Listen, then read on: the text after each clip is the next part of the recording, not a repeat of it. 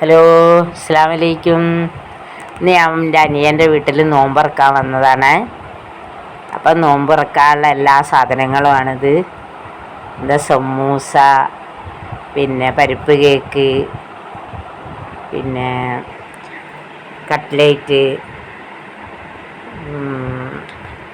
റൊട്ടിപ്പോള bread പോള, പിന്നെ jam, ഫ്രൂട്ട്സുകളൊക്കെ ഉണ്ട്. മുന്തിരി, കക്കിരി, വത്തക്ക, കാരക്ക, പിന്നെ നമുക്ക് നെയ്ച്ചോറും ചിക്കൻ കറിയും എല്ലാം നമുക്ക് വിഭവങ്ങളുടെ കൂടെ തന്നെ ഉള്ളതാണ് കേട്ടോ. നമ്മളടുത്ത ഭക്ഷണം കഴിക്കാനായി കഴിച്ച് കഴിഞ്ഞാൽ പിന്നെ ചിക്കൻ കറിയൊക്കെ കഴിക്കുക. ഒക്കെ നല്ല ടേസ്റ്റിയായ ഭക്ഷണങ്ങളാണ്.